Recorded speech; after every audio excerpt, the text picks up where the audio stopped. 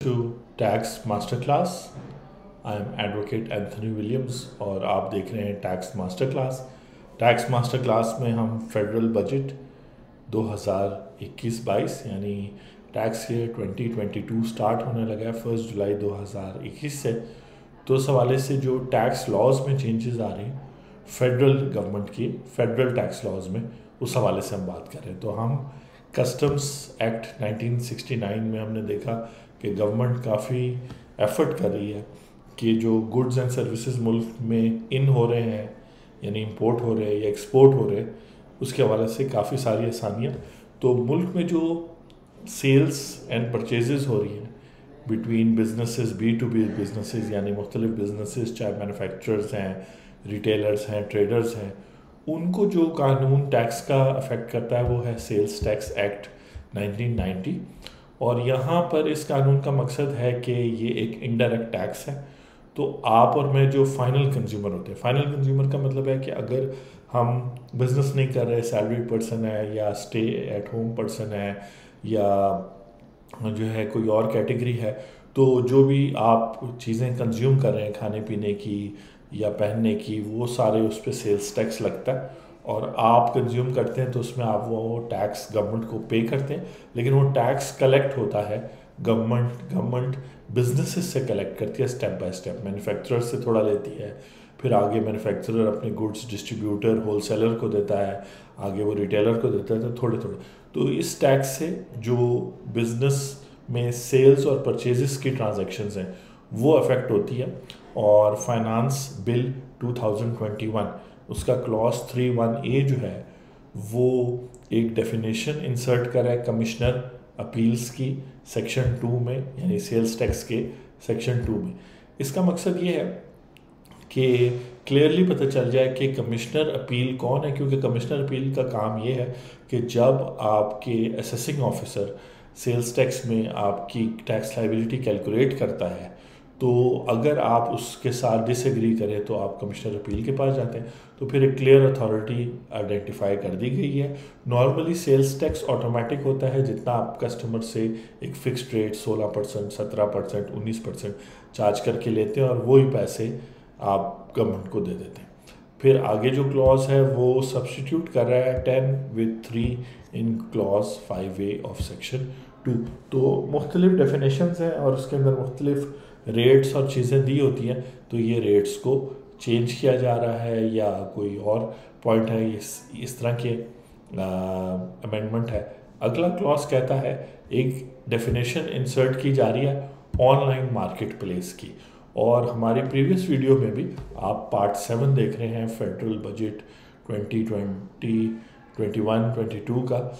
और मैंने बात की थी कि अब ऑनलाइन मार्केट प्लेसेस को पाबंद किया जा रहा है कि उस प्लेटफॉर्म पर चाहे वो जो स्टॉक सेल कर रहे हैं चाहे उसकी ओनरशिप उनकी है कि नहीं, लेकिन वो एज थर्ड पर्सन गवर्नमेंट के बिहाफ पे उस जो सेलर्स हैं और बायर्स हैं उनको सेलर्स से सेल्स टैक्स कलेक्ट करें। बेसिकली सेल्स टैक्स उनको कहे कि वो चार्ज करें और फिर बायर से कलेक्ट करके वो जो है ना गवर्नमेंट को पे करें। तो इस तरीके से जो है ऑनलाइन मार्केट प्लेसेस भी इसमें आ चुकी हैं।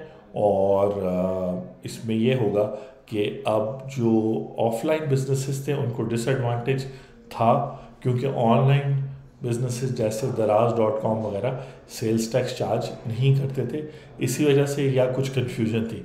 अब चूँकि डिफ़ाइन कर दिया गया सेक्शन 2 में जो सेल्स टैक्स एक्ट के ऑनलाइन मार्केट प्लेसेस को, तो फिर आगे उसकी टैक्सेशन के हवाले से भी बात होगी। आगे बात करते हैं जी कि अगले क्लॉज में इंसर्ट किया जा रहा है ऑफ का वर्ड यूज़ किया जा रहा है। तो कुछ ग्रामेटिकल और कुछ लीगल रिक्वायरमेंट्स होती हैं जिस वजह से जो है लॉ को वक्त के साथ साथ बेहतर किया जाता है, ये उनमें से एक है।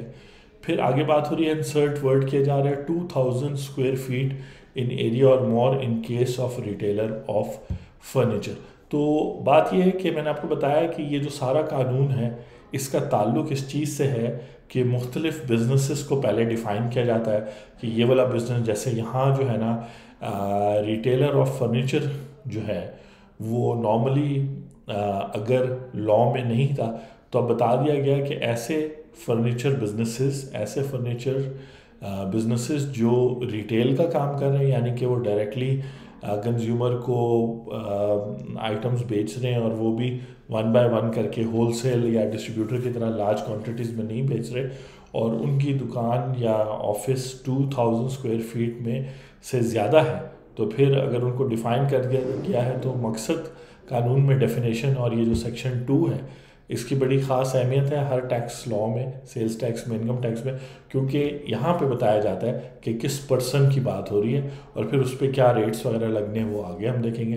तो इस तरह का बिजनेस भी डिफ़ाइन कर दिया गया है। आगे वो कह रहे हैं, इंसर्ट कर रहे हैं clauses F and G after clause E।